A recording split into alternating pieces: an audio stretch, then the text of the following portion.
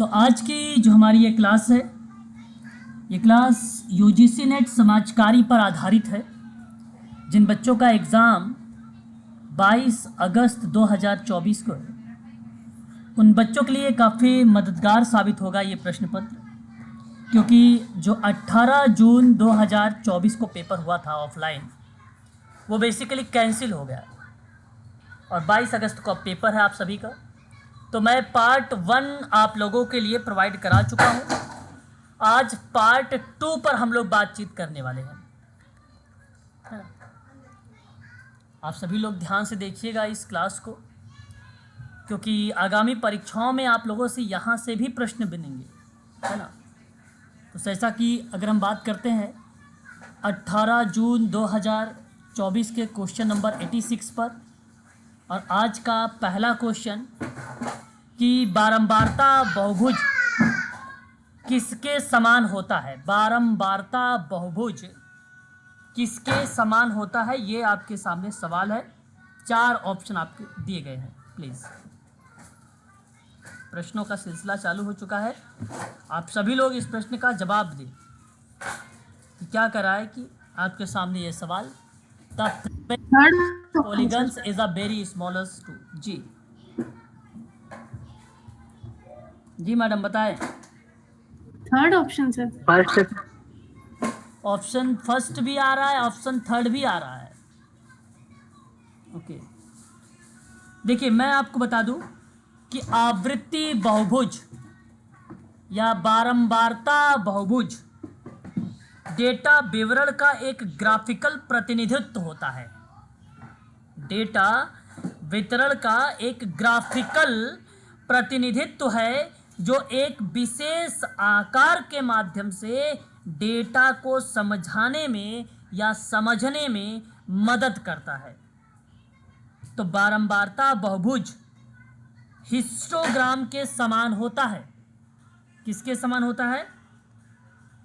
Histogram के समान होता है, लेकिन 2 या अधिक डेटा की तुलना करते समय सहायक और उपयोगी होता है। ग्राफ मुख्य रूप से एक लाइन ग्राफ के रूप में संचयी आवृत्ति वितरण डेटा को प्रदर्शित करता है। इसी प्रक्रिया में इसे हम लोग बोलते हैं आवृत्ति बहुभुज। और आवृत्ति बहुभुज का निर्माण कैसे होता है? एक आवृत्ति बहुभुज मैं आप लोगों को दिखा रहा हूं। यह आपके सामने एक्स अक्ष है। यहाँ अगर हम बात करते हैं तो ये आपके सामने वाई अक्ष है। आवृत्ति बहुभुज दिखाने का यही एक तरीका है। जब हम नियमित ग्राफ बनाते हैं तो हमारे सामने 2 तरीके के मान दर्शाए जाते हैं, एक एक्स अक्ष पर और एक वाई अक्ष पर। यह बात आपको ध्यान रखना है। और जो वक्र एक्स अक्ष है और वाई अक्ष है, इसी पर एक नियमित ग्राफ के रूप में डेटा सेट किया जाता है। जैसे मैंने आपसे यहाँ 0, 2, 4, 6, 8, यहाँ पर 1, 2, 3, 4, 5, 6 इस तरीके से नंबर दिया गया है। अब आप चाहें तो यहाँ से डेटा को आप बना सकते हो। आप इधर गए, फिर उसके बाद आप मान चलिए कि यहाँ पे चले गए, ठीक है, फिर उसके बाद आप यहाँ पर आते हैं। तो ये जो बनाया गया आपके सामने है, ये फ्रीक्वेंसी पॉलीगन्स बनाए गए हैं, आवृत्ति बहुभुज बनाया गया है। ये प्रत्येक वर्ग के लिए वर्ग अंतराल को, है ना, एक्स अक्ष पर अंकित किया जाता है। बात को ध्यान सुनिएगा। प्रत्येक वर्ग के यहाँ जो एक्स अक्ष है, ये जो नंबर मैंने दिया है 2, 4, 6, 8, क्योंकि ये नंबर आएगा नहीं, जो मैं बोल रहा हूँ, जो स्टेटमेंट बता रहा हूँ, वो पेपर में आएगा। प्रत्येक वर्ग के लिए वर्ग अंतराल को एक्स अक्ष पर अंकित करते हैं, जबकि वाई अक्ष पर वक्र अंकित किया जाता है। तो इस पे वक्र पर जो किया गया है, यहाँ पर इस वाई अक्ष पर आप कह सकते हैं कि वक्र अंकित है, ये वक्र अंकित है। और यहाँ आप कह सकते हैं एक्स वाले पर कि यह वर्ग के लिए वर्ग अंतराल है, वर्ग के लिए वर्ग अंतराल है, मैंने आपको एक बार पढ़ाया भी था इंटरवल, ठीक है, उन संदर्भ में ये चीज़ें रिलेट होता है, ठीक है, ये बात आपको ध्यान रखना है। बारंबारता बहुभुज आप ज्ञात कैसे करते हैं, कोई भी स्टूडेंट बताएं कैसे आप फ्रीक्वेंसी पॉलीगन्स फाइंड आउट करते हैं, कोई भी स्टूडेंट प्लीज।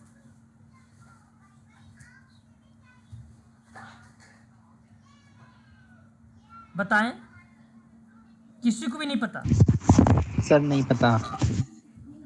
देखो मैंने आपको पहले एक बार क्लास में बताया था, यदि याद है तो अच्छी बात है, और नहीं याद है तो आप यहाँ पर देख लीजिए। वर्ग चिन्ह यानी मध्य बिंदु इज इक्वल ऊपरी सीमा प्लस में निचली सीमा अपॉन में 2। मैंने कहा 0 से 10, 10 से 20, 20 से 30, 30 से 40, 50 से 60, 40 से 50, ये मैंने कंटिन्यूअस एक वर्ग अंतराल दिया है, सतत वर्ग अंतराल दिया है। अब आपको मध्य चिन्ह निकालना है। मध्य चिन्ह की गणना बेसिकली ना आवृत्ति बहुभुज में होती है इसकी। तो ऊपरी सीमा 10 है, निचली सीमा 20 है, और 30/2 डिवाइड करेंगे तो आएगा 15। निकल के जो 15 आया है ये आपके सामने बारंबारता बहुभुज निकल के आया है, ठीक है, ये बात ध्यान रखिएगा। तो हिस्टोग्राम एक ग्राफ है जो डेटा का आयताकार द्वारा या आयताकार का आकार की पट्टियों के माध्यम से दर्शाया जाता है, जिसके नीचे कोई स्थान नहीं होता है। हिस्टोग्राफ डेटा से या डेटा की तुलना में दृश्य रूप से आकर्षित नहीं होता है कि आपको आकर्षित करे। इस परिप्रेक्ष्य में ये शब्द जो है प्रस्तुत होता है, ठीक है। दूसरा एक पॉइंट यहां पर ऑप्शन में पाई चार्ट, ऑप्शन सी समझ में आ गया है तो अच्छी बात है, और नहीं तो अगर नहीं समझ में आए पूछ लीजिए, मैं आपको बता देता हूं फिर से हिस्टोग्राम या फ्रीक्वेंसी पॉलीगन्स के बारे में प्लीज। आ गया सर। ये जो सर आपने बाकी नंबर लिखे हुए थे, अगर इनका निकालना चाहें, जैसे फर्स्ट वाला है 0 से 10। हाँ, आपने यहाँ पर 0 से 10 इसका निकालना चाहते हो तो सर इसका 5 आएगा, इसका 5 आएगा, बिल्कुल, ठीक है। तो ये आपका इसी तरीके से रिप्रेजेंट होता है। Okay sir, okay. तो ये आपको ध्यान रखना होगा, ठीक है ना, ये दो बातें हैं। अच्छा, यहां जानते हैं सवाल क्या है। सवाल कहता है कि बारंबारता बहुभुज किसके समान होता है। अब बारंबारता बहुभुज और आयत चित्र क्या दोनों एक बात हैं? प्लीज, क्या दोनों एक ही हैं कि अलग अलग हैं? कौन बच्चा बताएगा? क्योंकि अगर आप मन से पढ़ेंगे तो मजा भी आएगा पढ़ाने में भी, है ना। बताएं एक बार, क्या ये दोनों समान हैं या दोनों एक है या दोनों अलग अलग हैं? दोनों एक ही है सर, दोनों एक ही है सर। दोनों क्योंकि आप फ्रीक्वेंसी पॉलीगन बता रहे हैं ना, सिमिलर ही ये स्टेटमेंट लगता है इसमें हिस्टोग्राम में ही, और सेम ही ग्राफ उसमें भी बनता है सर। देखिए, बिल्कुल यहाँ आपका जो स्टेटमेंट है, आपके द्वारा जो कहा जा रही बातें, या आपने सही बता रहे हैं, परंतु मैं आपसे एक बात कहता हूँ कि ये सवाल है अपने आप में एक पॉइंट है बारंबारता बहुभुज। ये सवाल कहता है कि बारंबारता बहुभुज किसके समान है, बाकी तो अलग अलग पार्ट है, ये अलग अलग। लेकिन ये हिस्टोग्राफ मतलब आप आयत चिन्ह के बराबर है, ये अलग स्टेटमेंट दर्शाता है। ये दोनों अलग हैं, समान नहीं है। समान तो ये कहा कि बारंबारता बहुभुज और आयत चिन्ह ये दोनों सिमिलर एक्टिविटीज करते हैं, दोनों सिमिलर एक्टिविटीज करते हैं, है ना। तो दोनों बेसिकली अलग अलग प्रक्रिया में होता है। मैं आपको थोड़ा सा अंतर बता देना चाहता हूँ। फिर यदि अंतर बता दूंगा तो मुझे लगता है कि आप सभी लोग इसको अच्छे तरीके से समझ जाएंगे, है ना। प्लीज बताएं। जी सर। चलो फिर एक बार आप लोग यहाँ पे थोड़ा सा अंतर लिखे, है ना। कॉपी पे नोट तो किए नहीं होंगे आप लोगों ने, जो मैंने स्टेटमेंट पीछे बताया है। यदि किए हैं तो अच्छी बात है, वो भी डेटा आप रखिए ध्यान में, और यहाँ पर भी आप ध्यान रखिएगा थोड़ा सा अंतर। तो मैंने एक तरफ पॉइंट बता रहा हूँ आपको आवृत्ति बहुभुज के बारे में, देखिए यहाँ बेसिकली, और एक मैं आपको बता रहा हूँ हिस्टोग्राम के बारे में। इन दोनों में अंतर क्या है ना। अब देखो एक बात तो ये तय हो गई कि जो उसकी आवृत्ति होती है, आप ये कह लीजिए कि एक प्रकार से बारंबारता बहुभुज मैक्सिमम जो एक्टिविटीज संचालित करती है वो आयत चित्र के बराबर करती है, यानी हिस्टोग्राम के बराबर करती है। अन्यथा आप लोग इसके अंतर को आइडेंटिफाई करेंगे। आवृत्ति बहुभुज जो होता है वो ग्राफ का एक वक्र होता है जिसे एक रेखा खंड द्वारा दर्शाया जाता है, एक रेखा खंड द्वारा। क्या अभी अभी मैंने आपको जो यहाँ पर पेपर में दिखाया है ये रेखा खंड से दर्शाया हूं मैं? यस या नो में जवाब दीजिएगा। जी सर। रेखा खंड से। तो इसका एक अंतर यहाँ पर बनता है कि ये रेखा खंड से दर्शाया जाता है।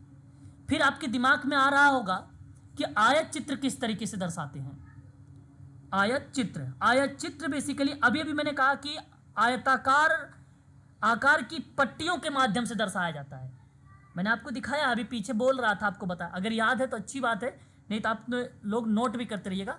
कुछ इस तरीके से दर्शाया जाता है, जैसे कि आप लोगों ने पेपर में देखा भी होगा, इस तरीके से बुकों में, किताबों में। क्या आपने इस तरीके का फिगर देखा है, पिक्चर? ये यक्ष। जी सर। तो आप यहाँ पर क्या बोल सकते हो कि यह हिस्टोग्राम जो होता है एक आयताकार, किसमें? आयताकार आकार की पट्टियों द्वारा दर्शाया जा रहा है, पट्टियों द्वारा दर्शाया जा रहा है। ये दूसरा स्टेटमेंट आपका फिर करेक्ट हो जाता है। जो यहाँ पे ग्राफ है, जो आवृत्ति बहुभुज है ना, इसको बेसिकली ग्राफ में आवृत्तियों के मध्य बिंदु का उपयोग किया जाता है। इसमें क्या यूज किया जाता है? मध्य बिंदु का यूज किया जाता है। मध्य बिंदु, जैसा कि अभी अभी मैंने आपको ऊपर दिखा रहा था कि 0 से 10 आए, 10 से 20 आए, 20 से 30 आए। तो इन मध्य बिंदु निकालते कैसे हैं? फिर हम ऊपरी संख्या और निचली संख्या दोनों को ऐड करेंगे, डिवाइड कर देंगे 2 से, तो निकल के आ जाएगा मध्य बिंदु, है ना, निकल के आ जाएगा। Okay sir, okay. लेकिन अगर आप सोच रहे होंगे हिस्टोग्राम कैसे निकालते हैं, हिस्टोग्राम में ना आवृत्तियों वर्ग अंतराल का समान रूप में फैले रहेगा, वर्ग अंतराल का समान रूप से फैली रहेगी। वर्ग अंतराल कहने का आशय क्या बनेगा कि वर्ग अंतराल, जैसे कि आपने क्लासिफिकेशन निकालेंगे, अगर इसका निकला 5 तो इसी 5 में 5 का स्क्वायर हो जाएगा, 15 का स्क्वायर हो जाएगा, ठीक है, 25 का स्क्वायर हो जाएगा। तो वर्ग अंतराल में मतलब एक प्रकार से वर्गों में रिप्रेजेंट हो रहा है ना, समान रूप से फैली रहेगी वो। अब 25 के बाद आपका 35, अब यहाँ पे देखिए 5 के बाद 10 का अंतर आ रहा 15, 15 के बाद 10 का अंतर आ रहा 25, 25 के बाद 10 का अंतर आ रहा 35 आएगा, 35 के बाद 10 का अंतर आएगा आपका, ये समान अंतर बनेगा। तो यहाँ पर एक कीवर्ड है समान अंतर, और जब भी बनेगा ये वर्ग में बनेगा। तीसरी पॉइंट एक और नोट कर लीजिए, आवृत्ति बहुभुज जो होती है इस पॉइंट में ग्राफ को सटीक बिंदु विशेष वर्ग अंतराल के डेटा को प्रतिनिधित्व करेगी, है ना, मतलब सटीक बिंदु को रिप्रेजेंट करेगा। सटीक बिंदु का मतलब सटीक पॉइंट को रिप्रेजेंट करेगा। जैसे आपने यहाँ पे दर्शाया कि 0 1 2 3 4 5, यहाँ पे आपने दर्शाया एक प्रकार से कि 0 1 2 2 4 4 6 फिर 8 फिर 10 12, इस तरीके से बढ़ता जाएगा। लेकिन हिस्टोग्राम में जो बार होगा वो ऊंचाई केवल डेटा की मात्रा को दर्शाएगा। जो ये डेटा की मात्रा जा रहा है यहाँ पर, ये दर्शाने का प्रयास करेगा। डेटा का मात्रा यहीं पर आपको दर्शाएगा। दर्शाता तो ये भी है लेकिन रेखाखंड के रूप में दर्शाएगा ये, लेकिन ये आयताकार के रूप में ऊंचाई दर्शाएगा, ठीक है। अब आवृत्ति ग्राफ में ना डेटा जो दृष्टिगत रूप से देखेंगे बहुत सटीक होता है ना, और मैं बेसिकली बताऊं तो ये थोड़ा सा आकर्षित भी होता है एक प्रकार से, है ना। इस तरीके से आप लोग ईसीजी का नाम सुना होगा, ईसीजी जो इस तरीके से चलता है, ईसीजी आप लोग? जी सर। यस करते भी है। हाँ करती भी हो, अरे वाह वेरी गुड। तो देखो ईसीजी मतलब जब इस तरीके के लाइनें रेखाखंड के रूप में होता है तो मतलब कितना अच्छा लगता है देखने में, है ना, ये मैं कह रहा हूँ देखने में ईसीजी। ठीक उसी और इसमें देखिए ये जो दिखाया जा रहा है हिस्टोग्राफ में डेटा के तुलनात्मक दृश्य से आकर्षित नहीं होता। ये किताबी भाषा में आपको बता रहा हूँ, है ना, किताबी भाषा बता रहा हूँ आपको। तो उस किताब में लिखा गया है, किताबों में लिखा गया है कि ये आकर्षित नहीं होता देखने में। तो फिलहाल ये 3-4 बिंदु हैं जो आप सभी के लिए बड़ा इंपॉर्टेंट रहेगा, है ना। आकर्षित होता है ये, और ये आकर्षित नहीं होता है, ठीक है। जो कि ऐसा तो होना चाहिए, क्योंकि रंग बिरंगा हो सकता है ये, है ना, कलरफुल हो सकता है भाई, कलरफुल होने की वजह से थोड़ा सा ये आकर्षित लगता है, लेकिन किताब में लिखा नहीं होता है ये, ठीक है। तो ये थोड़ा सा आपको ध्यान रखिएगा, ठीक है। चलो, ये तो मुझे लगता है कि आप समझ गए होंगे। मैं और भी ऑप्शनों को क्लियर करूँ, आगे प्रश्न पर पढ़ूँ, बताइए। कहोगे तो ऑप्शन बताऊंगा, कहोगे तो मैं क्वेश्चन ले लूंगा। बताइए प्लीज, जल्दी करिए। सर पाई चार्ट का थोड़ा बता दीजिए। पाई चार्ट को बता देता हूँ, चलिए ये भी देख लीजिए फिर पाई चार्ट के बारे में। पाई चार्ट आप सभी लोगों ने सुना होगा, है ना, आप सब जानते हैं पाई चार्ट के बारे में। मैं एक वर्ग बनाता हूँ, जैसे कि ये आप देखिए वर्ग, सर्कल कह लीजिए इसे, सॉरी वर्ग नहीं है ये, है ना, मैथमेटिक्स थोड़ा कमजोर भाई, है ना। ये क्या है बताइए, वृत्त है ना। जी सर। Yes sir. थोड़ा सा आप लोग भी बताया करो भाई, है ना, बताया करो। सर हमारा भी कमजोर है। हाँ, वर्ग ऐसे बनता है, वर्ग ऐसे बनता है, ठीक है। तो ये पाई चार्ट है। अब समझिएगा मेरी बात को आप सब लोग बड़े ध्यान से। कुछ इस तरीके से बना होता है पाई चार्ट में ना, ये डिनोट किया जाता है। जैसे मान लीजिए इस तरीके से आप जब DI पढ़ते होंगे, मुझे जहाँ तक उम्मीद है कुछ बच्चे DI या स्टडी किए भी होंगे, लाइक मैंने इसको दर्शा दिया आप लोगों के लिए, मान लीजिए। हालांकि ये अंतर जो है समान तरीके से दिख रहे हैं, मैं थोड़ा सा डिफरेंट बनाने का प्रयास कर रहा हूँ ताकि आप आसानी से आइडेंटिफाई करें। ये देखिए, अब इस वृत्त में ये जो संख्या दर्शाई गई है, मान लीजिए 40% है, ये दर्शाया गया है मान लीजिए 10% है, ये दर्शाया गया है 30%, ये दर्शाया गया है 7%, इसे आप मान लीजिए 13%, ठीक है। मैंने एक माना है आप लोगों से ऐसा, ठीक है। ये चीज़ें आप यहाँ पर मान सकते हैं। तो एक पाई चार्ट एक प्रकार का ग्राफ है जो डेटा को गोलाकार के रूप में दर्शाया गया। किसके रूप में? गोलाकार के रूप में दर्शाया जाए, जिसमें वृत्त का प्रत्येक टुकड़ा संपूर्ण के अंश के समान होता है। इसका कहने का आशय यही हुआ कि संपूर्ण के समान है, यानी 100% के, यानी 100% के समान है। और आप सभी को जानते होंगे, आप जो वृत्त का डिग्री होती है संपूर्ण, वो 360 डिग्री का होता है। कितनी का होता है? 360 डिग्री के बराबर होता है। तो पाई चार्ट डेटा का चित्रात्मक रूप से दर्शाया जाता है, जिसमें डेटा सेट ना अनुपातिक भागों का संरचनात्मक रूप से देखना आसान लगता है या आसान समझा जाता है ना। तो आप बता सकते हो कि 40% लोग जो है हो सकता है भाई बेरोजगार लोग हैं, इस तरीके से आप प्रस्तुत कर रहे हो, है ना। एक प्रकार से ये सांख्यिकी का पार्ट है, रिसर्च का पार्ट है, और हम लोग रिसर्च में इसी तरीके से काम करते हैं, क्योंकि अब आप असिस्टेंट प्रोफेसर बनने जा रहे हैं। तो पाई चार्ट को अगर कोई इस तरीके से डेटा आपके सामने मिलता है तो हम पाई चार्ट से ही रिप्रेजेंट करते हैं, ताकि यूनिक दिखे हमारी फाइल, है ना। और पाई चार्ट का उपयोग के लिए भागों से संपूर्ण संबंध दिखाए जाते हैं, हर एक भाग से संबंध बताया जाता है, प्रत्येक तत्व के समग्र योगदान को प्रदर्शित किया जाता है, समग्र रूप से विभिन्न जो श्रेणियां मैंने यहाँ पर बनाई है अलग अलग भागों में, वहाँ पर उस श्रेणियों की योगात्मक रूप से इसका तुलना भी किया जाता है। इन संदर्भ में पाई चार्ट होता है। तो व्यवसाय में वृद्धि के क्षेत्रों को दर्शाने के लिए, लाभ और हानि को दर्शाने के लिए, विशेष समय के दौरान विभाग, टीम, गतिविधि इत्यादि दर्शाने के लिए या क्षेत्रों की पहचान करने के लिए हम बनाते हैं पाई चार्ट। हम इसी का यूज करते हैं पाई चार्ट, है ना। चलिए, अब तो क्लियर हो गया, मैं आगे बढ़ते हैं। जी सर। चलो अगले सवाल की तरफ रुख कर देंगे। अगला सवाल कहता है, टोस्लैंड और रियोश के निम्नलिखित में से कौन सी प्रक्रियाओं की पहचान समूह प्रकार्य को समझने के लिए अनिवार्य प्रक्रियाओं के रूप में की गई है। 4 ऑप्शन आपके सामने प्रस्तुत हैं, चारों ऑप्शन में से बताइए कौन सा जवाब आपके सामने। यहाँ पे कूट है, फिर आपको बताना है कि कौन सा कूट सही होगा। प्लीज एक बार स्पष्टीकरण करेंगे। क्वेश्चन नंबर आपके सामने कौन सा? 87 नंबर का सवाल है।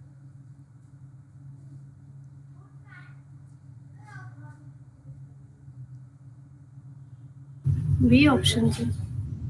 ऑप्शन नंबर आपने बताया यहाँ पे 87 का बी, ABD। अच्छा देखिए, ये आपको बता दूं मैडम, ये जो स्टेटमेंट दिया गया है, ये रोस एंड रियोस एक विद्वान है, पर्सन है ना। और उन परिप्रेक्ष्य से अगर मैं आपसे बात करता हूँ तो उनके द्वारा ये स्टेटमेंट बेसिकली दिया गया है ना। ये विद्वान का नाम है और आप सभी लोगों से मैं कहूँगा कि ध्यान रखने वाली बातें हैं ये, है ना। और बात किस संदर्भ में की गई है, ये प्रोसेस के संदर्भ में बात की गई है उनके द्वारा, है ना। चलिएगा, मेरी बातों को आप लोग बड़ी ध्यानपूर्वक सुनिएगा, समझिएगा।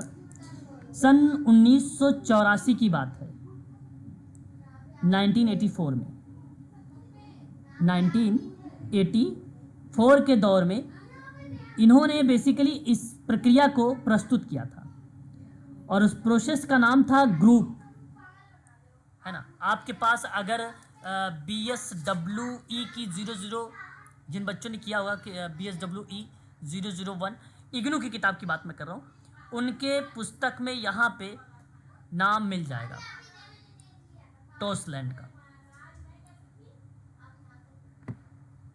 ठीक है। टोसलैंड एंड रिवॉस का नाम सन 1984 में इनके द्वारा बेसिकली कुछ स्टेटमेंट बताए गए और वो प्रक्रिया बेसिकली थी ट्रीटमेंट को लेकर और वो प्रोसेस जो था रेमेडियल को लेकर, यानी आप ये कह लीजिए उपचार और निदान की प्रक्रिया में इन्होंने पहचान किया था, समूह प्रकार को समझने के लिए अनिवार्य प्रक्रियाओं के रूप में बात की थी।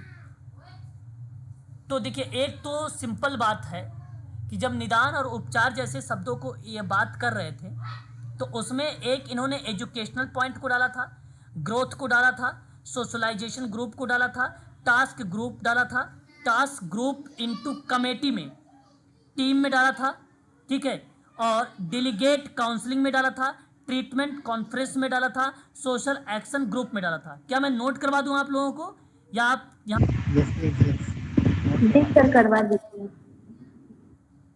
ओके, मैं एक बार आप लोगों को यहाँ पे करवा देता हूँ फिर, ठीक है, ताकि आप उन चीज़ों को सही तरीके से याद कर सकें, है ना, नोट कर सकें, ठीक है।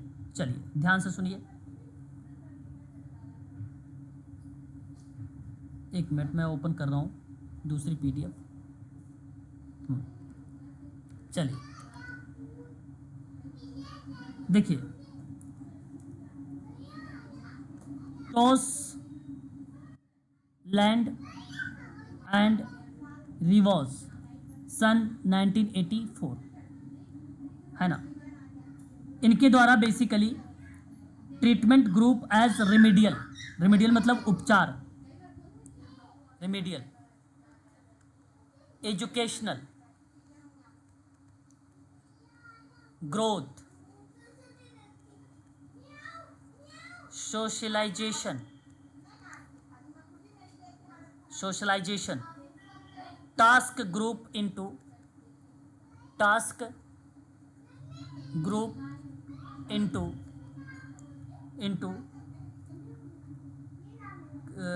Committee,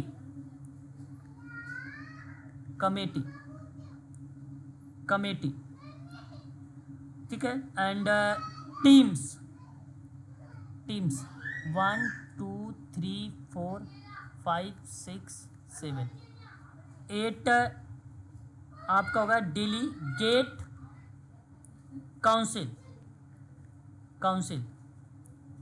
and 9 treatment conference, treatment होगा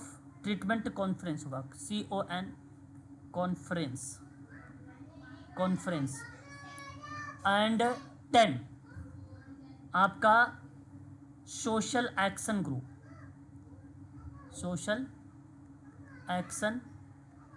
ग्रुप, ये 10 एक अहम रोल निभाता है, याद रखिएगा।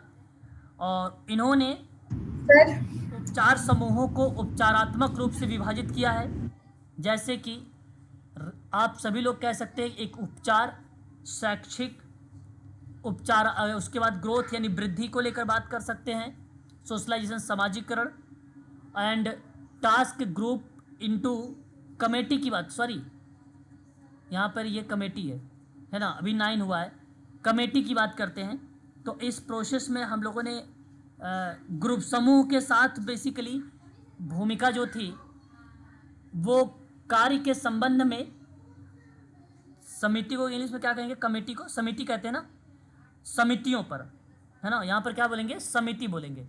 तो कार्य के आधार पर समिति पर बल देना एंड टीमों के साथ कार्य करना, ठीक है। और प्रतिनिधित्व परिषद होता है, डेलीगेट काउंसिलिंग मतलब प्रतिनिधित्व परिषद होता है, उपचार सम्मेलन होता है एंड उसके बाद क्या है आपके सामने, सोशल एक्शन ग्रुप यानी सामाजिक क्रिया समूह, सामाजिक क्रिया के समूह में, सामाजिक क्रिया के समूह में, और एक सोशल ग्रुप कर लीजिए, सोशल ग्रुप में ये 10 समूहों के लिए वर्गीकरण किया है, ठीक है। आप इसको प्लीज़ ध्यान में रखिएगा। सामाजिक कार्य समूह के प्रकार बताए थे 10 टाइप का, और उसी के आधार पर इनकी प्रक्रिया पूछी गई है इस सवाल में, ठीक है। चलिए एक बार इतना बताइए आप लोग को, क्या ये बातें आप सभी लोगों को स्पष्ट हुई इससे?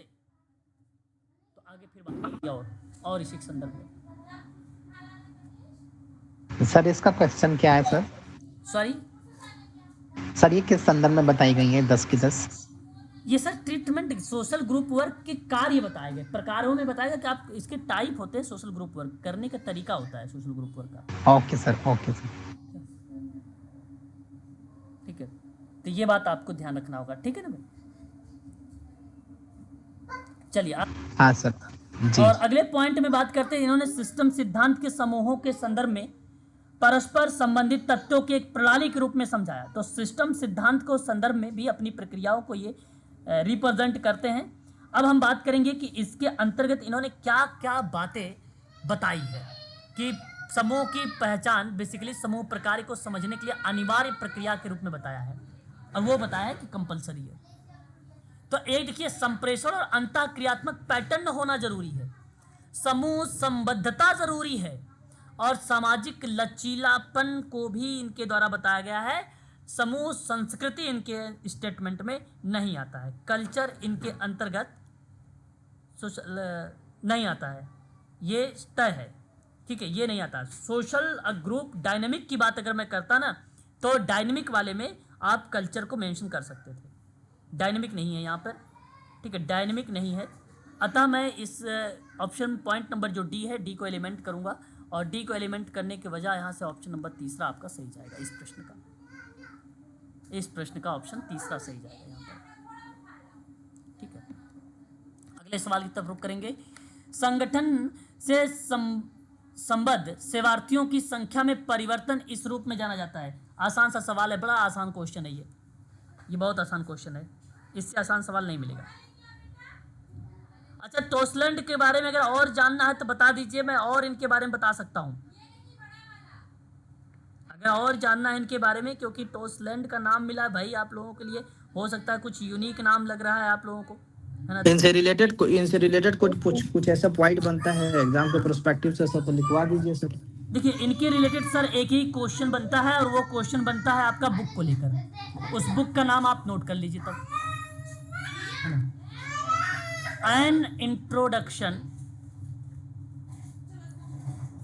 Introduction to group work practice,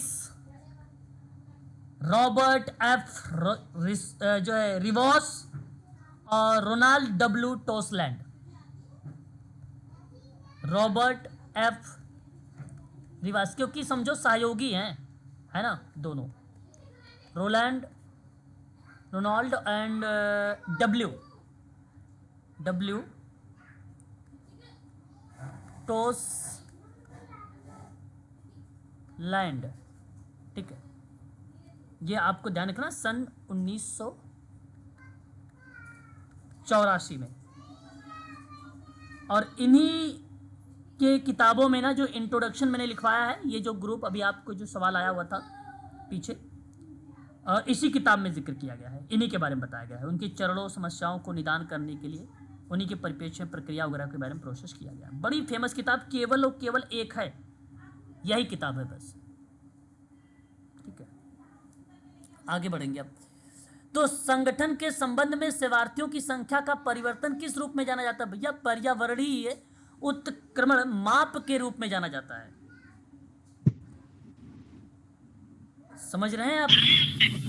organisational एंथ्रोपी नहीं, ये एंट्रोपी नहीं हो सकता सर।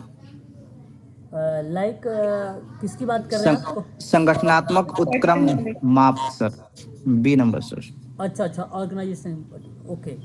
जी जी सर। आप ऑप्शन नंबर अब यहाँ पर जो बता रहे हैं वो बी की तरफ जा रहे हैं।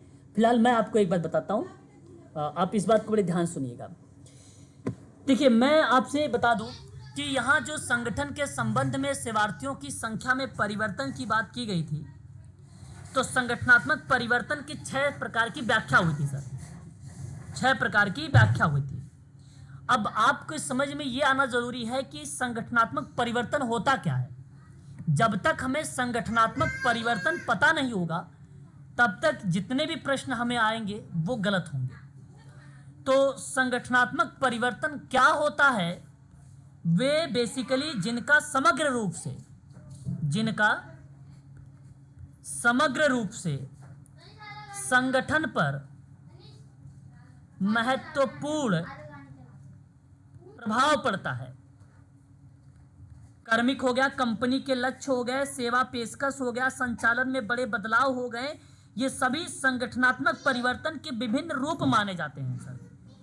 और इसी व्यापक श्रेणी के अंतर्गत जो संगठनात्मक परिवर्तन है, उन्हीं के संबंध में 6 प्रकार बताए गए, जिसमें से एक था आपके सामने परिवर्तन, संगठनात्मक आधार पर बता रहा हूं, रणनीतिक परिवर्तन। दूसरा आपका था परिवर्तन, ठीक है, परिवर्तन। और दूसरा आपके सामने रिप्रेजेंट होता है यहां पर जन केंद्रित संगठनात्मक परिवर्तन। जन केंद्रित संगठनात्मक परिवर्तन, ठीक है। तीसरा हमारे सामने प्रस्तुत होता है संरचनात्मक परिवर्तन।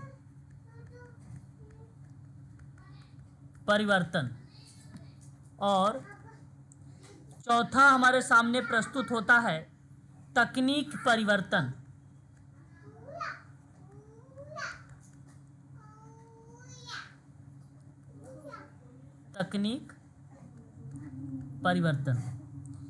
पांचवा हमारे सामने प्रस्तुत होता है जिसको हम लोग बोलते हैं अनियोजित परिवर्तन।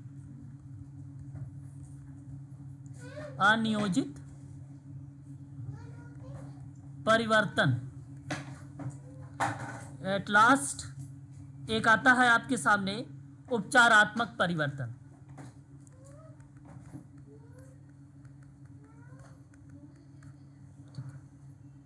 सुनिएगा थोड़ा सा। मैंने आपके सामने सबसे पहले जो संगठनात्मक परिवर्तन के बारे में बताया है वो था राजनीतिक परिवर्तन। रणनीति कह लीजिए या राजनीति कह लीजिए, राजनीति थोड़ा सा अलग बन जाएगा, लेकिन रणनीति सबसे बढ़िया रहेगा क्योंकि मैनेजमेंट आता है ये, है ना। तो कहने का आशय मेरा ये है कि संगठन अपने लक्ष्य को प्राप्त करने के लिए बाजार में प्रतिस्पर्धात्मक लाभ उठाने या बाजार के अवसर या खतरों का जवाब देने के लिए अपने व्यवसाय में रणनीति परिवर्तन लागू करता है। अतः एक परिवर्तन ये संगठन में होता है।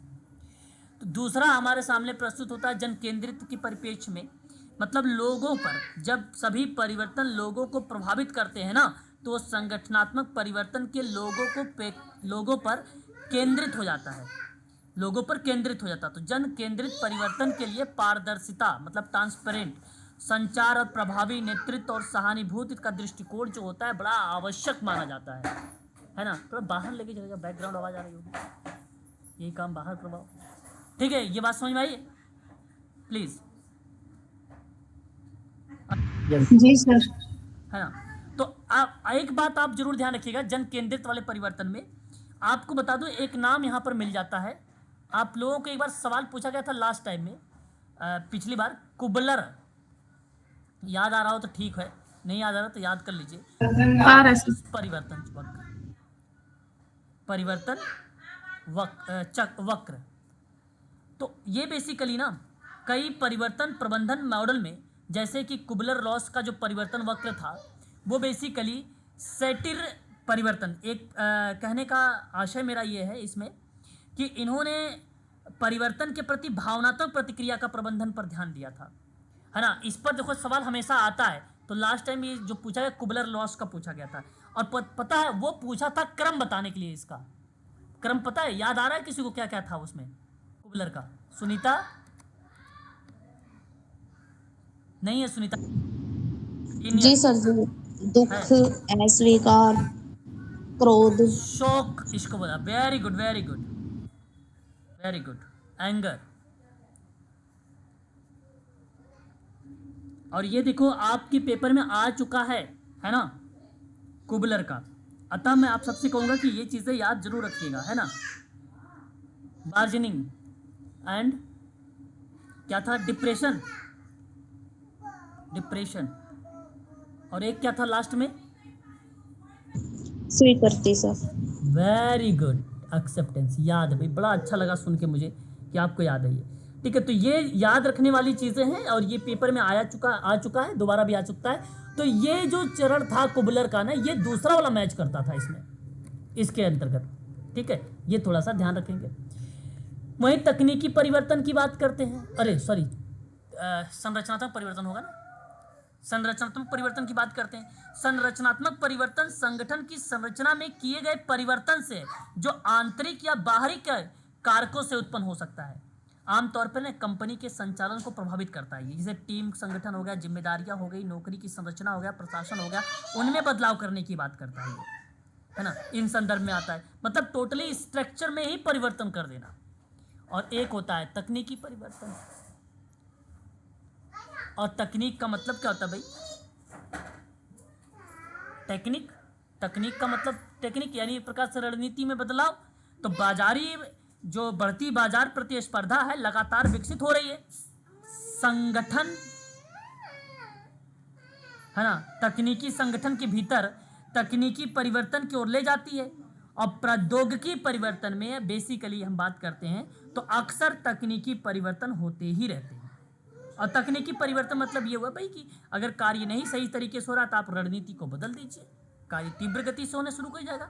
यहीं देखिए, एक बात ध्यान रखिएगा, इस प्रश्न में जब भी सवाल बनता है तकनीकी परिवर्तन में ना, तो आपको याद रखना पड़ेगा, एक शब्द सहानुभूति आता है और एक शब्द आता है समानुभूति करके। और समानुभूति वाला पॉजिटिव के रूप में जाता है, ये हमेशा सत्य भी माना जाता है, सहानुभूति उतना नहीं। तो ये तकनीकी परिवर्तन में जब आप कर रहे हो ना, तो ऐसे शब्द को भी थोड़ा सा आपको संचालित करना पड़ेगा, है ना, इम्प्लीमेंट करना पड़ेगा। सहानुभूति आपको दर्शानी पड़ेगी, है ना। तो ये ऐसा नहीं कि आप पूरी एक्टिविटी ही आप तकनीकी में परिवर्तन कर दिया और सहानुभूति पर ही कार्य को संचालित कर दिया, भैया बहुत ये तो आपके साथ बड़ा गलत हुआ, ऐसा नहीं होना चाहिए था, ये सारा काम नहीं होना चाहिए, फिर तो वो कार्य ही गलत हो जाएगा।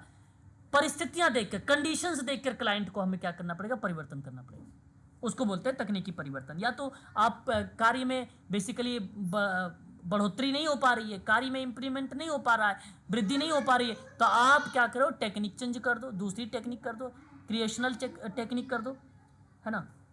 रिक्रिएशनल का मतलब होता है मनोरंजनात्मक एक्टिविटी कर दो, ठीक है। अनियोजित परिवर्तन, देखो अनियोजित परिवर्तन ना अप्रत्याशित घटनाओं के बाद आवश्यक क्रिया के रूप में परिभाषित किया जाता है। अप्रत्याशित घटना इसमें एक मेन पॉइंट बनता है। अप्रत्याशित घटना जब भी कभी रिलेट होता है, अप्रत्याशित हमेशा अनियोजित परिवर्तन दर्शाती है। अप्रत्याशित, कितने लोग जानते हो अप्रत्याशित शब्द के बारे में? प्लीज एक बार स्पष्टीकरण करें। अप्रत्याशित का मतलब क्या होता है? जिसकी आशा ना हो। बिल्कुल, असंभावित, आकस्मिक, अचानक। वेरी गुड, ये शब्द को अनियोजित करें। अब कोई चीज़ अचानक हो जाए तो जाहिर सी बात है तुरंत अनियोजित परिवर्तन करो भाई। एक बच्चा अगर सीखने में प्रॉब्लम कर रहा है तो तुरंत उस बच्चे के लिए रणनीति लागू करो, वही अनियोजित परिवर्तन है। और उसके बाद आता है उपचारात्मक परिवर्तन, और ये प्रतिक्रियात्मक परिवर्तन होता है। बेसिकली इस प्रकार के परिवर्तन तब होता है जब किसी समस्या की पहचान की जाती है और समाधान को लागू करने के लिए आवश्यकता पड़ती है, तब हम लगाते हैं उपचारात्मक परिवर्तन। तो इसके आधार पर मैं यहाँ पर कहूँगा ये सही है। लेकिन प्रश्न में था कि संगठन संबंध में सेवार्थी की संख्या में परिवर्तन था, तो संगठन के संबंध में था, यहाँ नहीं, ना कि संगठन के संदर्भ में करेंगे सर। अब आप ठीक है, आपको जब भी करना पड़ेगा वो इन्वायरमेंट के आधार पे, जितनी भी यहाँ पर मैंने आपको बताया, ये आपको लगेगा वहाँ पे जब आप कार्य करोगे ना सेवार्थी के साथ, तो उसमें लगेगा परिवर्तन। तो आपको उसके एटमोस्फियर में बदलाव करने हैं, आप संगठन ही बदल दोगे। चलो भैया, आपका जो बच्चों पर काम हो रहा था, बच्चे का काम नहीं हो पा रहा, तो इसका मतलब संगठन बदल दें हम? नहीं, इसका मतलब है कि हमें वहाँ का पर्यावरण बदलना होगा, हमें वहाँ का वातावरण बदलना होगा। अतः इस प्रश्न का जो विकल्प जाएगा वो ऑप्शन नंबर आपका ए सही होगा। ठीक है सिराज सर, ठीक है, थैंक यू सर। ये चीज आपको ध्यान रखना होगा। ठीक है, बात करते हैं अगले सवाल की तरफ। प्रधानमंत्री श्रम योगी मानधन योजना निम्नलिखित में से क्षेत्र के वृद्ध लोगों के संरक्षण हेतु सुनिश्चित किया गया था। देखिए ये प्रश्न आप ये फैक्ट पर बेस्ड है, ये भी कहना उचित नहीं होगा क्योंकि अपने आप में फैक्ट बन, लेकिन प्रश्न अच्छा खासा था। प्लीज बताइए इसका जवाब भी। Sir option first. Option first की तरफ आपने झुकाव है। Okay sir. हाँ कोई बात सर। नहीं। अच्छा, और भी स्टूडेंट भी ऑप्शन नंबर ए की तरफ ही जा रहे हैं। चलो मैं बताता हूं आपको।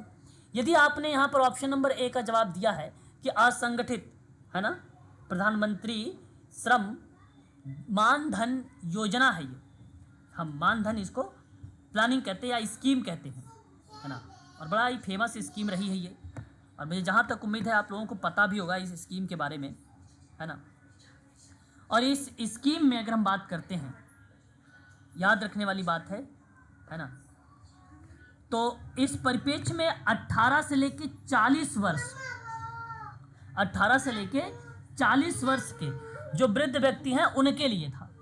अच्छा, आप सोच रहे होंगे 18 से 40 को लेकर, तो ये तो आपको युवाओं में मिल जाएगा, युवा के कह के प्लस में प्रौढ़ मिल जाएगा, ये दो आयु मिल जाएंगी। ठीक है, इस योजना में, तो इस योजना के अंतर्गत एक बात तो ये तय हो गई कि इन परिप्रेक्ष्य में ये पॉइंट अगर आता है युवा को लेकर और प्रौढ़ को लेकर संरक्षण में यह योजना, तब भी आपका वो ऑप्शन सही रहेगा। और कौन सी क्षेत्र में, तब भी आप कहेंगे असंगठित क्षेत्र में। तो ये पहला पॉइंट था जो कि इस प्रश्न पर आधारित नहीं है। दूसरा पॉइंट है 60 वर्ष से ज़्यादा, है ना, 60 वर्ष प्लस, क्या अगर प्लस में है तो ये योजना उनके लिए है, लेकिन कहाँ पर है, जो असंगठित कामगार लोग हैं उनके लिए है। फरवरी 2019 में इस योजना को स्टार्ट किया गया था। सोशल वेलफेयर स्कीम है, ये लॉन्च की गई थी, बड़ी फेमस स्कीम रही है ये।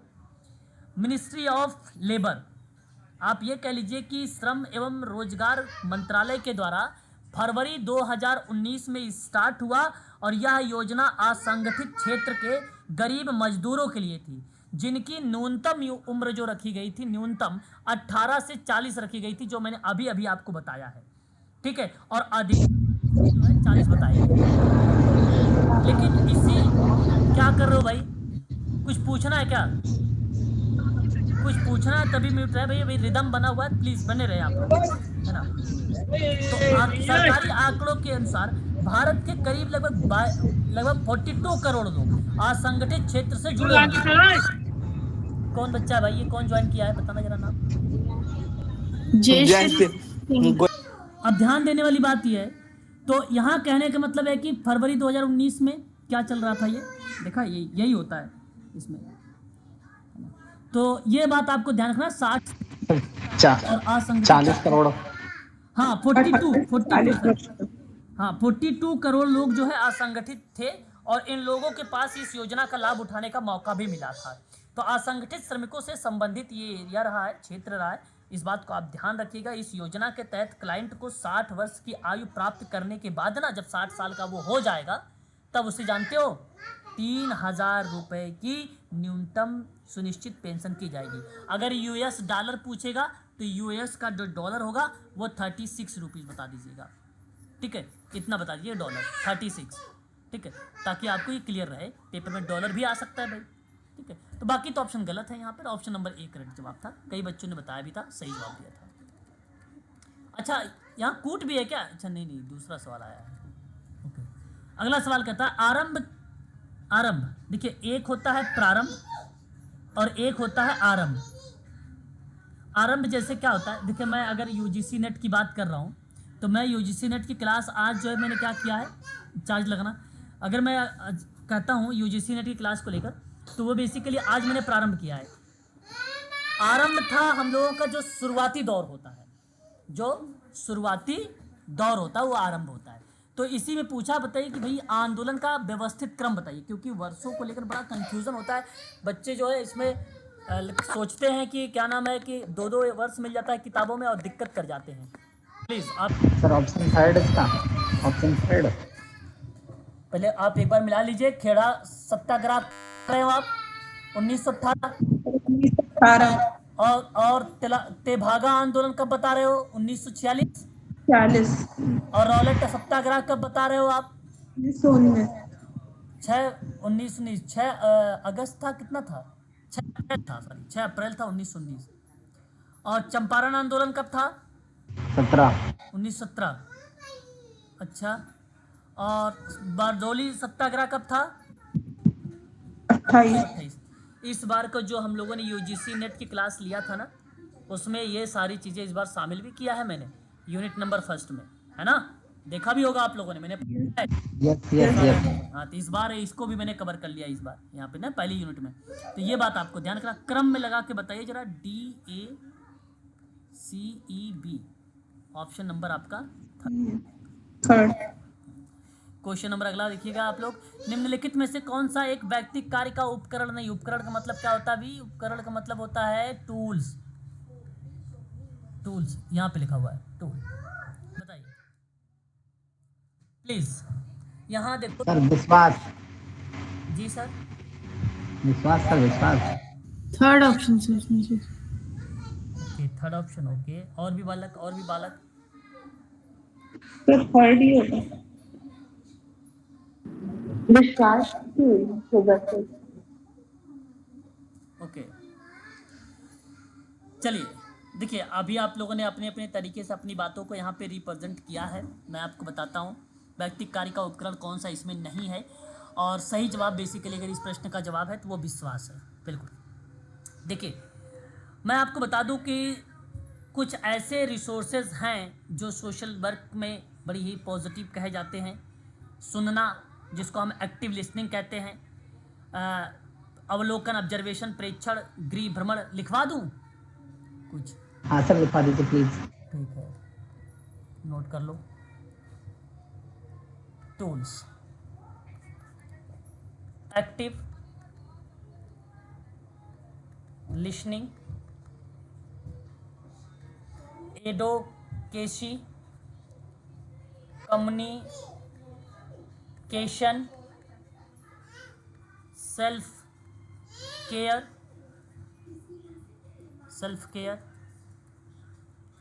क्रिटिकल थिंकिंग, क्रिटिकल मतलब सृजनात्मक होता है, थिंकिंग, कल्चरल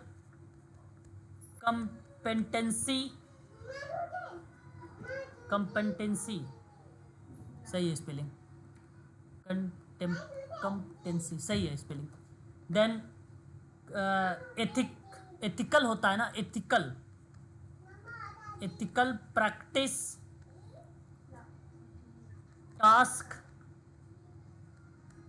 सेंट्रल्ड मॉडल भी आता है, या कभी कभी थिंकिंग के नाम से भी इसे जाना जाता है, क्राइसिस,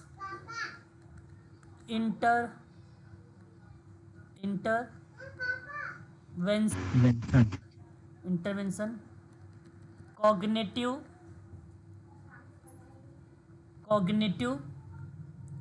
मैंने नोट करवाया है, मुझे जहाँ तक उम्मीद है, ये बिहेवियरल, एम्पैथी, पेशेंस, जानते हैं पेशेंस, धैर्य। Very good, very good, patience,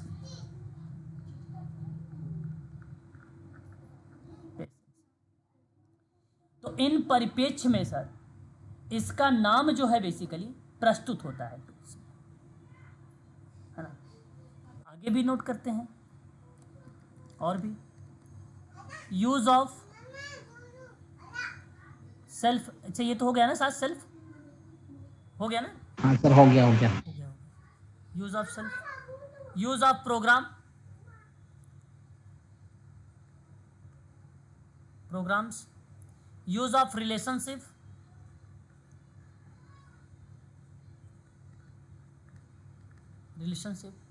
use of interaction, use of common sense. Use of common sense हो गया था ना शायद? No sir. No sir, no sir. Common sense नहीं हुआ था। चलो अच्छा फिर लिख लो। अवेलेबल रिसोर्सेज, तो ये बेसिकली क्या कहलाते हैं? ये टूल्स कहलाते हैं, है ना। ये टूल्स हैं सोशल वर्क के, है ना। सोशल वर्क के टूल्स के रूप में रिप्रेजेंट होते हैं, ठीक है। तो प्लीज़ आप ध्यान रखिएगा, मेथड आपको मालूम ही है। तो बेसिकली ये शब्द जो होता है हम सभी के लिए इम्पॉर्टेंट होते हैं। सेल्फ केयर तो था, तो कॉमन सेंस तो यही बनता है, सेल्फ केयर, है ना, ठीक है। तो ये चीज़ें आप ध्यान रखिएगा। तो ये आप सबके लिए यहाँ पे विश्वास, देखो मैंने कहीं नहीं लिखा होम, अच्छा होम विजिट भी नहीं लिखा। होम विजिट भी होता है, होम विजिट बहुत होते हैं, है ना। इतना तो इम्पोर्टेंट था जो मैंने अभी आपको बताया है, ठीक है। आगे देखेंगे आप, सही अगले सवाल की तरफ रुख करेंगे। देखिए यहाँ पर सवाल दिया गया है कि सूची 1 सूची 2, सूची 1 में ना पूर्वाग्रह के संबंध में विचारग्रह आपका विचारधारा होगी, पूर्वाग्रह के संबंध में, है ना। तो चलिए शुरू करते हैं कि जो है योनिकता आपको दर्शाएगी पॉइंट नंबर 2 को। कहता है कि यह उदारवादी विचारधारा पर आधारित है जिसमें सामाजिक और आर्थिक वर्ग के संदर्भ में पूर्वाग्रह अभिप्रेत होता है ना। अभिप्रेत, एक बार इंग्लिश भी देखते रहेंगे तो शायद आपको और भी अच्छे से थोड़ा सा समझ में वो चीज़ें ईजी हो जाएगा और समझ में आएगा, है ना। सही रहेगा ना। अब बताइए जरा, क्या ये इससे मैच हो रहा है? नहीं सर। नहीं हो रहा है, फिर बताइए किससे होना चाहिए? सर फोर्थ होगा। इसका 4th बता रहे हैं। ओके, और बताइए, फिर बताइए सिराज, फिर क्या होना चाहिए? सर फर्स्ट का सर ये हो जाएगा sir, prejudice of the discrimination of नहीं, जो मैंने ये पढ़ा ये किसका होना चाहिए? यहाँ पे अगर मैं उदारवादी विचारधारा की बात करता हूँ आधारित है, तो इस सामाजिक आर्थिक वर्ग के संदर्भ में यहाँ एक कीवर्ड हम लोगों को फोकस करना होगा। जो कीवर्ड है सामाजिक आर्थिक वर्ग, और यह बात दर्शाई जा रही है कहाँ पर? उदारवादी विचारधारा पर। तो सही पॉइंट होगा इसका नृजाति केंद्रिता। अब देखिए दूसरे में डी कहाँ पर मैच हो रहा है? दूसरे में डी, और मैं आपको बता दूं ऑप्शन नंबर 3 यहाँ पर सही होगा। 110% ऑप्शन नंबर 3 यहाँ पर करेक्ट जवाब है सर, इसमें कोई दो राय नहीं सर, इसका वो भी नहीं होगा सर। क्लासिज्म सर वो होता है सर, इससे आपको सोशल और इकोनॉमिक से होता है, और एथनोसेंट्रिज्म होता है कल्चर से सर। देखिए इसलिए इसका 4 जाएगा ऑप्शन सर इसका। देखिए सर, एक मेरी भी बात सुन लीजिए। नृजातितावाद किसी की अपनी संस्कृति को किसी दूसरी संस्कृति के विरुद्ध मापना या आंकना, यस सर। है ना, और इसे किसी और की संस्कृति के बारे में नकारात्मक राय बन जाती है। तो नृजातितावाद या विश्वास भी है कि किसी के सामने सांस्कृतिक नियम सबसे अच्छे हैं और अक्सर किसी दूसरी संस्कृति के नियम से बेहतर है। तो सामाजिक आर्थिक वर्ग के संदर्भ में सर ये कल्चर की ही बेस पे अगर बात बन रही है ना, तो उन संदर्भ में देखिए, मैं आप समझ सकता था कि जो पहले वाला आप बता रहे थे कि अन्य निर्जातिता समूह के बारे में अपनी सांस्कृतिक मान्यता के रूप में निर्णय देने के संदर्भ में आप सोच रहे हैं कि इस पॉइंट को मैं रिलेट कराऊं, तो सर ये पॉइंट आपका स्टेटमेंट सही नहीं दर्शाएगा, है ना। ये एक प्रकार से यहाँ जो कंडीशन बनेगी ये वर्गीय पर बनेगा, और ये बात आपकी सही है सर, ऑप्शन 3 सही है। इसका मैं प्रूफ भी आपको दे सकता हूँ, है ना। और यहाँ पर आप लोग के पास study.com होगा, एक गूगल करेंगे वहाँ पर study.com, उसके कंटेंट में जाएंगे तो आपके पास उसका कंटेंट आपको मिलेगा इंग्लिश में, वहाँ पर आप लोग सर्च करेंगे तो आपको ईजिली मिल जाएगा, है ना। इसका प्रूफ भी है, ठीक है, इस क्वेश्चन का, ठीक है। ठीक है, तो मेरा कहने का आशा यही है कि सर मेरे पास जो प्रूफ मिला है तो मैं उसके आधार बता रहा हूँ। यदि आप बट इस संदर्भ में एनटीए सर, बट एनटीए नहीं मानता है सर इसको जो आप बता रहे हैं सर, क्योंकि तो ये दोनों, इस चारों ऑप्शन है ना, चारों ऑप्शन एनटीए हमेशा पूछता है। ये अभी पहला बार क्वेश्चन नहीं पूछा है, इससे पहले भी आ चुका है सर। ये रिपीटेड क्वेश्चन है क्या?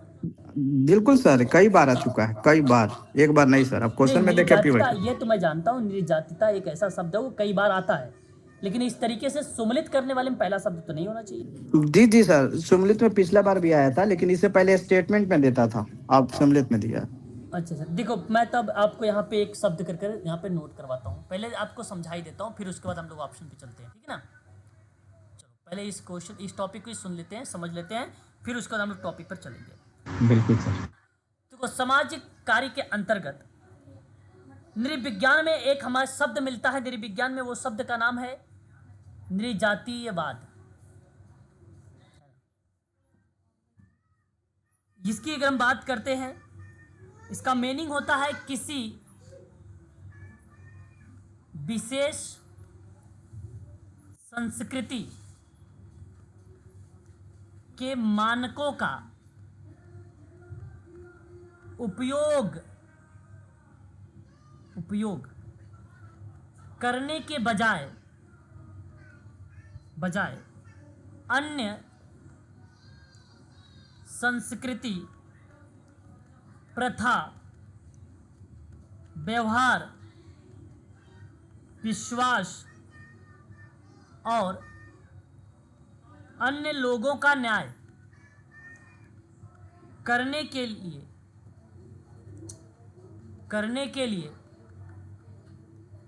ठीक है, करने के लिए संदर्भ के फ्रेम के रूप में संस्कृति और जातीयता को लागू कर दे। न्याय के लिए आप ये कहिए संस्कृति या जातीयता को लागू करें, संस्कृति और जातीयता लागू करें।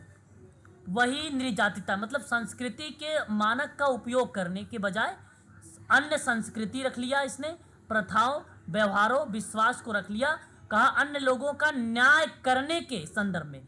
मेन पॉइंट यही है, न्याय करने के संदर्भ में। मेन पॉइंट क्या है? न्याय करने के संदर्भ में। तो वह शब्द क्या बनेगा सर? नृजातीयता या नृ केंद्रीयवादिता बन जाएगा, है ना।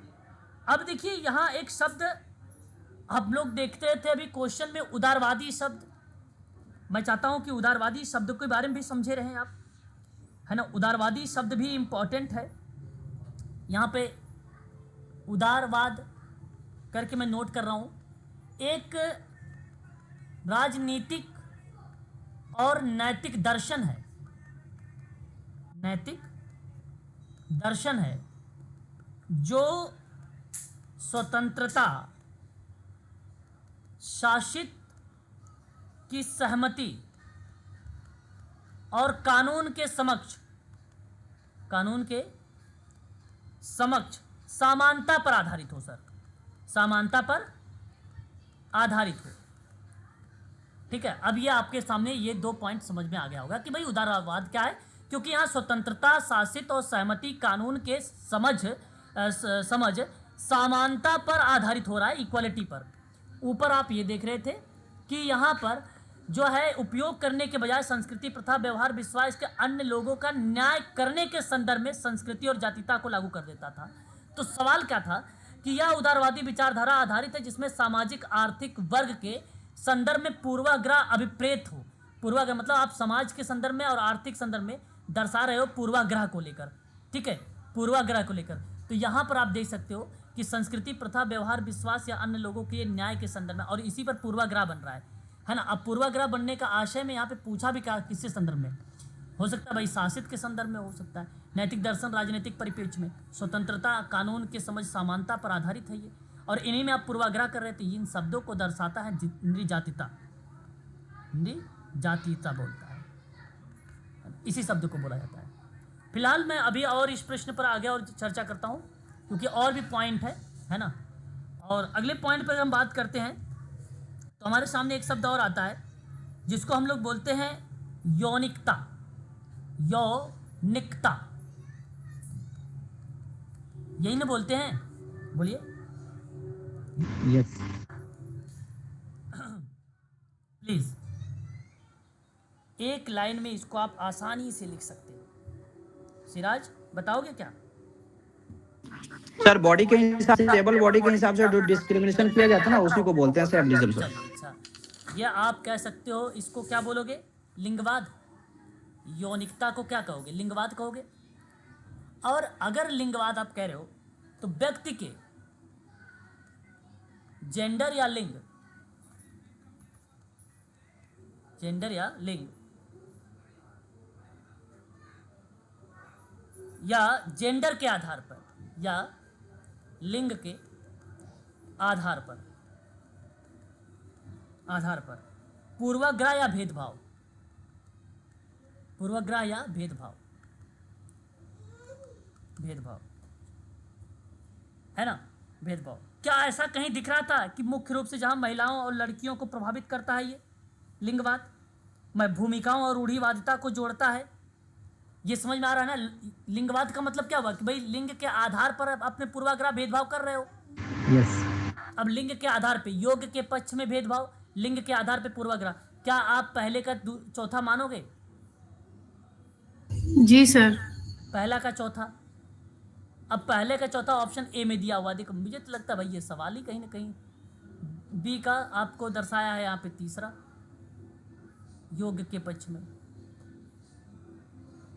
चलो फिर भी है ना, अगले पॉइंट पर विचार करते हैं। इतना क्लियर हो रहा है? बताइए। जी सर। यहाँ पॉइंट मुझे लग रहा है ये सवाल में अगर आता भी ना तो मिस्टेक आती, मुझे जहाँ तक उम्मीद है। ठीक है, दूसरा प्रश्न देखिए, मुझे अभी लग रहा है, अभी मैं स्पष्टीकरण नहीं कर रहा हूँ, अभी 3 अगर सही चला जाएगा तो हम आप प्राथमिकता देंगे फिर डी की तरफ, ठीक है, 4 की तरफ। अगला शब्द हमारे सामने क्या आता है? योग्यतावाद। योग्यतावाद को क्या कहोगे इंग्लिश में? योग्यतावाद तो बेसिकली है ये है हिंदी। योग्यतावाद को सक्षमतावाद कहेंगे भाई, है कि नहीं? हाँ जी सर। बोल सकते हो ना?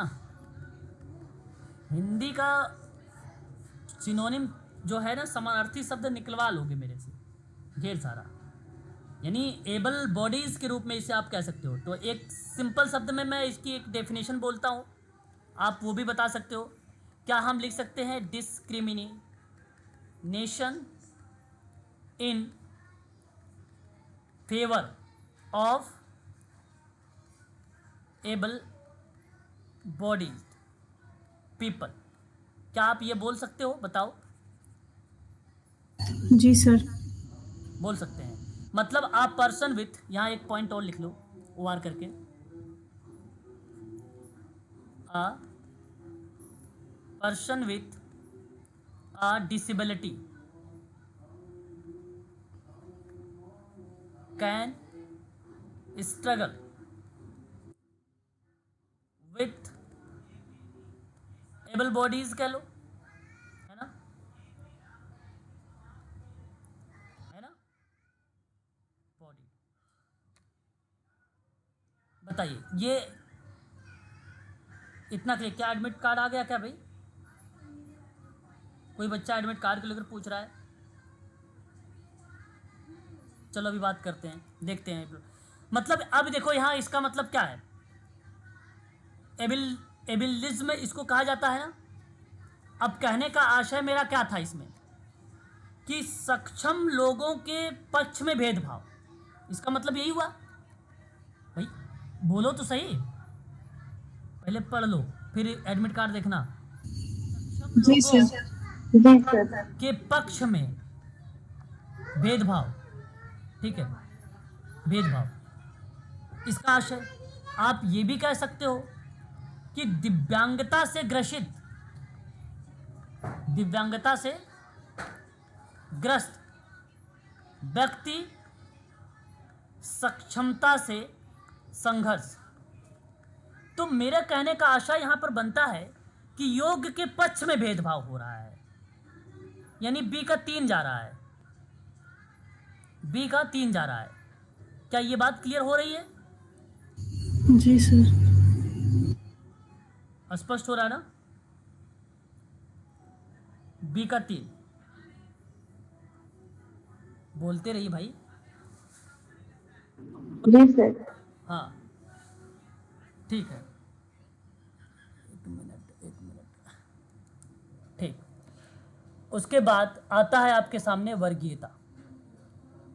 वर्गीयता मतलब एक प्रकार से अगर हम इसके बारे में बात करते हैं तो ये किन चीज़ों को दर्शा सकता है, क्योंकि यही ऑप्शन आपको क्लियर करेगा कि आपका पहला जा रहा है कि दूसरा जा रहा है।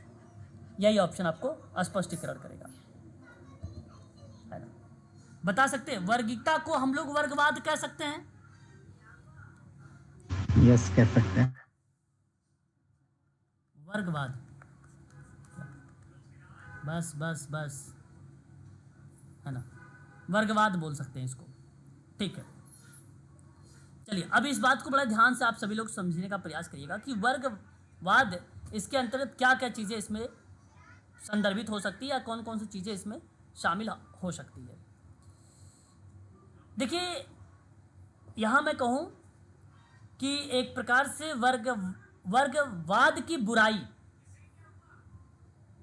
इससे संबंधित ऐसे संबंधित लोगों के प्रति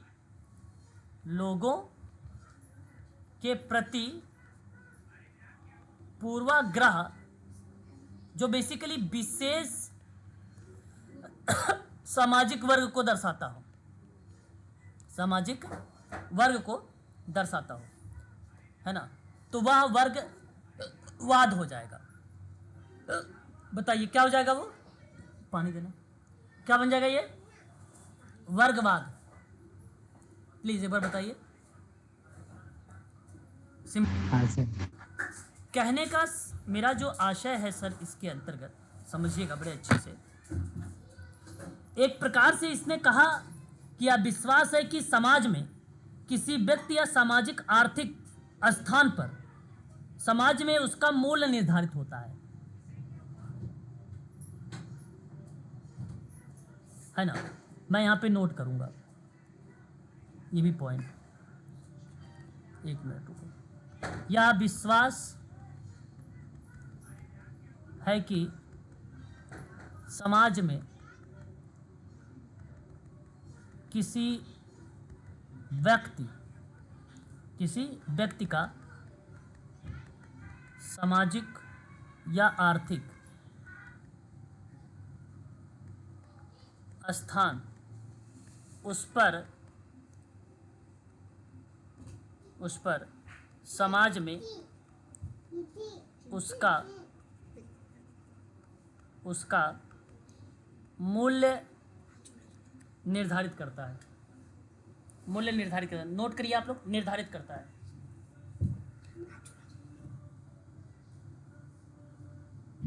कर लिया सर। मूल्य निर्धारित करता है जी। क्या कर रही हो मैडम? राइट डाउन कर लिया। ओके, बहुत तेज हो फिर तो। अच्छा, यहाँ फिर तो आपका वर्गीयता ये बन गया, क्योंकि सामाजिक आदत यही बन गई। सर इसका डी का फर्स्ट नहीं, फिर तो डी जाना है। फर्स्ट हो जाएगा ना, फिर तो डी फर्स्ट हो जाएगा, अब बताओ सिराज, सही गया? जी सर, जी सर, जी सर। अब ये सही है। देखो भैया, गूगल पे भी कुछ कंटेंट आपको गलत मिल सकते हैं, नेट वगैरह पर भी मिल सकते हैं, ठीक है। इसलिए मैं आप लोगों से कहूँगा कि बहुत ध्यानपूर्वक सभी ऑप्शनों को जब चुनाव करके लिखना शुरू करोगे, पढ़ना शुरू करोगे, तभी जाके ऑप्शन सही होंगे। ये इरेज नहीं हो रहा, मैं एक बार इरेज कर रहा हूँ। ऑप्शन नंबर आपका जो जाता है यहाँ पे, सर कुछ नोटिफिकेशन आया है क्या? हाँ, अब थोड़ा सा नोटिफिकेशन में बात कर लेते। देखिए जरा, कुछ बच्चे ने भी मैसेज डाला था, एडमिट कार्ड आ गया, क्या है री एग्ज़ाम का, जल्दी आ जाएगा। अच्छा, ये बच्चे पढ़ते तो है नहीं, ग्रुप में केवल आके डिस्टर्ब करना शुरू कर देते हैं। ये लगता है कि सर यूट्यूब वाले बच्चे हैं, ये यूट्यूब वाले सर। ये जब आप सब यूट्यूब वगैरह देखेंगे इधर उधर से ना, तो उन लोगों को भाई व्यूवर्स चाहिए, है ना। तो जाहिर सी बात है वो लोग तो बोलेंगे कि एडमिट कार्ड आ गया, एडमिट कार्ड आने वाला है, इस तरीके की चीज़ें बोलेंगे। लेकिन पढ़ाई करें, 7 दिन पहले देखें अब, और अभी तैयारी करनी चाहिए, है कि नहीं सिराज? अभी बिल्कुल। एडमिट कार्ड तो दूसरे दिन निकाल, मैं तो खुद बताता हूँ एडमिट कार्ड तैयार रख लो। मैं खुद बताता हूँ एडमिट कार्ड तैयार करने के लिए बच्चों को। उसको सब जब एग्जाम लेना होगा वो लेगा ही, छोड़ेगा थोड़े सर। बिल्कुल, जब लेना होगा लेगा। चलिए अच्छा, आज के लिए बस इतना ही रखते हैं ना, क्योंकि आज हम लोगों ने बहुत कंटेंट वगैरह जो है नोट भी किए हैं, बहुत इंपॉर्टेंट टॉपिक भी नोट डाउन किया है हम लोगों ने, है ना। तो प्लीज़ उसको ध्यान रखिएगा और इसी तरीके से जब हम लोग पेपर सॉल्व करेंगे तो और आसान होगा, है ना। आगामी परीक्षा 22 अगस्त को जो होने वाली है ना, वो आपको बहुत ही सरल लगेगी, देखना, क्योंकि इस बार बैक टू बैक कराया है और प्लस में आपको ऐसे ऐसे क्वेश्चंस दिए, उन प्रश्नों को भी आप लोग ध्यान में रख रहे हो। इस बार जो गलतियां आपने पीछे किया था इस बार गलतियां करेंगे नहीं, वो रिपीट होगा नहीं, तो 100% है कि आपका इस बार कुछ बेहतर होगा, है ना, पिछले की अपेक्षा बेहतर होगा। इसी क्वेश्चन को मैं आगे और कल संचालित करूँगा। और मॉर्निंग क्लास ज्वाइन करना है, इंपॉर्टेंट क्लास चल रही मॉर्निंग में आप लोगों के लिए, वो थ्योरेटिकल हो रही है, उसे ज्वाइन करना है। वो टॉपिक खत्म होते ही रिसर्च आपका चलेगा, ठीक है। इतना ही रखिए आप लोग। Good night sir.